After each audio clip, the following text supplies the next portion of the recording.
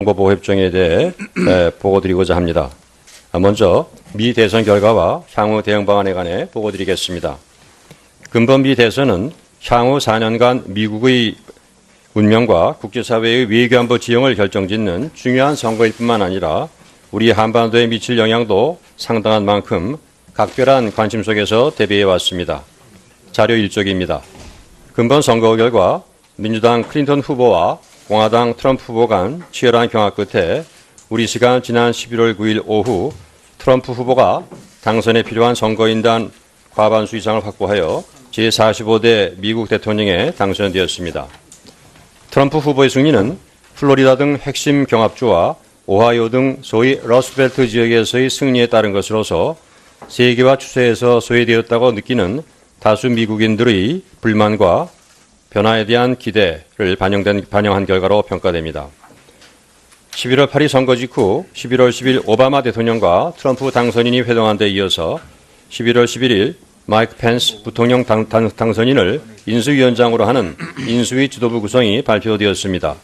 이어서 6명의 부위원장 및 16명의 집행위원이 충원되는 등 인수위 인적 구성도 크게 확충되었는데 조직적인 측면에 있어서도 부처별 임기 인수를 위한 세부 조직이 갖춰지는 등 체계적인 인수위 구성이 이루어지고 있는 것으로 관찰됩니다. 아울러 당선인 측은 오늘 아침 공화당 주류의 지지를 받는 온건 보수 성향의 레인스 프리버스 공화당 전국위원회 위원장을 백악관 비서실장으로 임명하였습니다. 다음으로 미 대선 관련 정부의 사전 및 사후 조치에 대해 보고드리겠습니다. 자료 2쪽입니다. 먼저 사전 조치입니다. 정부는 차기 미 행정부에서도 공고한 한미동맹을 발전시켜 나갈 수 있는 토대를 구축한다는 목표하에 대선 후보 진영에 대한 적극적이고 선제적인 아웃리치 활동을 지속 전개해 왔습니다. 우리 주요 외교 정책에 대한 이해 증진을 도모하였으며 트럼프 캠프 및 공화당 주 인사들과는 금년 초 이래 106회 이르는 광범위한 접촉을 대선 시까지 한 바가 있습니다.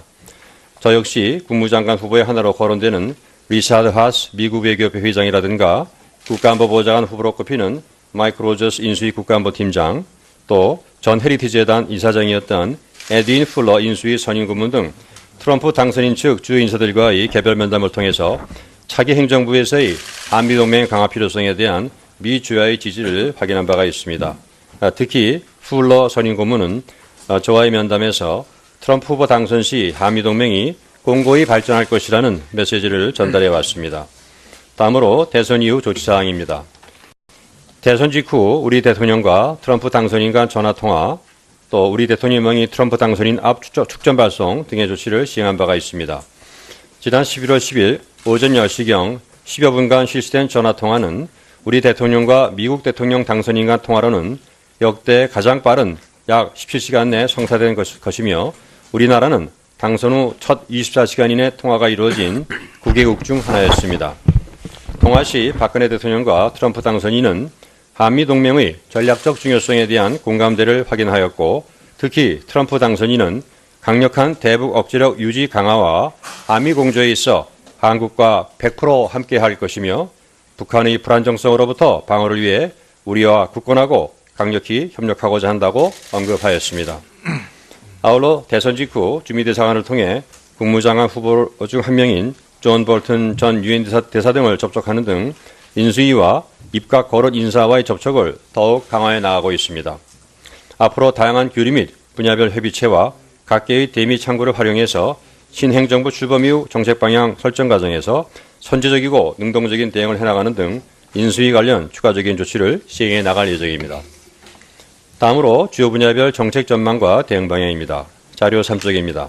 우선 트럼프 행정부의 대정책 기조는 대선 과정에서 표출한 트럼프 당선인의 개인적 소신과 공화당 주류의 대정책 기조가 혼합된 채 추진될 것으로 예상됩니다. 현실적으로는 주요 강요 보직에 임명되는 인사들의 성향이 구체적 정책 방향에도 상당한 영향을 미칠 것으로 전망되는 만큼 이러한 측면을 감안해서 좀 더 예의주시할 필요가 있다는 사실을 전제로 보고드리겠습니다. 먼저 한미동맹 관련 사안입니다. 한미동맹의 경우 그간 당선인 자신은 물론 인수위 등 캠프 인사들도 한미동맹의 중요성을 강조해온 만큼 신행정부에서도 기본적으로는 이러한 정책 기조가 유지될 것으로 전망합니다. 특히 지난주 우리 대통령님과 트럼프 당선인과의 전화통화에서 당선인은 한미동맹의 가치에 대해 공감을 표명한 바가 있습니다. 방위비 분담 관련 다양한 예측이 나오고 있습니다마는 대선 과정에서 나온 언급 등을 면밀히 검토하면서 구체적인 정책 입안 과정에서 우리 의견이 반영되도록 계속 노력해 나가겠습니다. 다음으로 북한 문제에 관련 사안입니다. 트럼프 당선인과 외교안보 관련 핵심 참모들은 북한 문제 관련 대선 캠페인 과정에서 북핵 위협의 심각성과 엄중성 및 북핵 문제 해결을 위한 중국의 보다 적극적인 역할 필요성에 대해 언급해 왔습니다. 대통령과의 통화 시에도 트럼프 당선인은 강력한 대북 제재 압박을 통한 북한 지도부의 셈법 변화, 그리고 긴밀한 한미 공조 유지 필요성 등에 관한 우리 입장에 동의하고 미국이 한국과 끝까지 함께할 것이며 흔들리지 않겠다고 하는 등 분명한 메시지를 발신한 만큼 북한 문제가 신행정부 대정책의 주요 현안으로 다루어지게 될 것으로 전망됩니다. 또한 공화당 정강 정책도 북한의 완전하고 검증 가능하며 불가역적인 핵 폐기를 명시하여 분명한 비핵화 의지를 확인한 바가 있습니다. 마지막으로 경제통상정책 관련 보고드리겠습니다. 트럼프 당선인은 선거 과정에서 발표한 취임 후 100일 이행계획을 통해 나프타 재협상 또는 탈퇴, TPP 가입 철회 등 일련의 조치 계획을 공표한 바가 있는데 관련 동향을 예의주시해 나가겠습니다. 이와 관련해서 미 의회 지도부는 근본 레임덕 회기에서 TPP 비준안을 처리하지 않겠다는 입장을 행정부에 제출한 바 TPP는 사실상 폐기 수순을 밟고 있는 것으로 보입니다. 한편 한미 FTA에 관해서는 앞서 말씀드린 행동계획에 포함되어 있지 않으나 대선 과정에서 비판적 입장이 표명되었으므로 향후 면밀히 주시하여 대비해 나가겠습니다. 다음으로 향후 대응 방안에 대해 보고드리겠습니다. 자료 5쪽입니다. 정부는 그간 수립한 차기 행정부와의 관계 강화를 위한 행동 계획에 따라서 대선 이후부터 단계별 그리고 대상별 조치를 속도감 있게 추진해 나가면서 주요 현안에 대한 한미 간 공감대를 공고히 하고 구체 현안을 협의해 나가겠습니다. 단계별 조치로서는 양 정상 간 통화 이후 인수위와의 접촉을 강화하고 외교안보 분야 주요 강요 인선 시 이들과의 접촉을 심화하면서 신행정부 출범 이후에는 주요 현안을 본격적으로 협의해 나가겠습니다.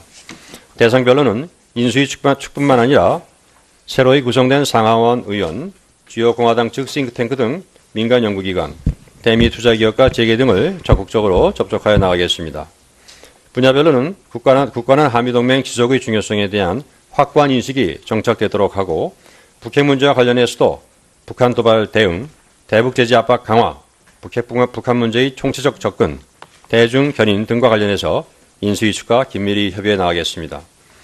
특히 신행정부 출범 전후 전환기에 북한의 추가 도발 가능성과 도발 시 신속하고 단호한 대응 필요성과 관련해서 메시지를 공동 발신하도록 노력하겠습니다. 통상 분야 관련해서도 정부 간 협의체 및 각계 아웃리치 활동을 통해서 한국의 대미 투자에 따른 일자리 창출 효과 등 한미 FTA의 호혜적 이익을 적극 홍보해 나가겠습니다. 이어서 한일 군사비밀 정보 보호협정 관련 현안과 향후 계획에 대해 보고드리겠습니다. 자료 7쪽입니다. 4차, 5차 핵실험과 20여 차례의 미사일 발사 등 최근 전례 없이 고도화되고 있는 북한의 위협에 효과적으로 대응하기 위한 차원에서 한미일 정보 공유 협력에 추가하여 한일 간 정보 공유 협력을 강화해야 할 필요성이 고조되어 왔습니다. 이러한 인식하에 정부는 북한이 5차 핵실험 이후 국방부를 중심으로 유관부처 간 수차례 논의를 거쳐 NSC 상임위원회에서 한일 군사정보 보호협정 논의를 재개하기로 결정하였고 10월 27일 국방부가 대일 논의 재개 사실을 대회에 발표한 바가 있습니다. 이에 따라 지난 11월 1일 제1차 한일 실무협의를 개최하여 2012년 협정문안을 토대로 협의를 진행하였고 지난 11월 9일 개최된 제2차 실무협의에서는 주요 내용에 대해 양측 의견이 접근하였습니다. 금일협의에서 문안 합의가 이루어질 경우 국방부로부터 국내 절차 진행 의뢰 요청을 접수하게 되면 외교부는 법제처 심사, 차관회의 및 국무회의 심의 등 서명을 위한 국내 절차를 진행하게 될 것입니다. 앞으로 정부는 관련 절차를 최대한 투명하게 진행해 나갈 것이며 국민의 이해를 얻기 위한 노력도 지속해 나가고자 합니다. 끝으로 근본 한일 군사비밀정보 보호협정 체결 추진이 무엇보다도 전례 없이 고도화되고 있는 북한의 핵과 미사일 위협에 대한 우리의 대응 능력을 향상시키기 위한 것이라는 점을 다시 한번 말씀드리면서 의원님들의 이해와 협조를 당부드립니다. 이상으로 보고를 마치겠습니다. 예, 외교부 장관 수고하셨습니다.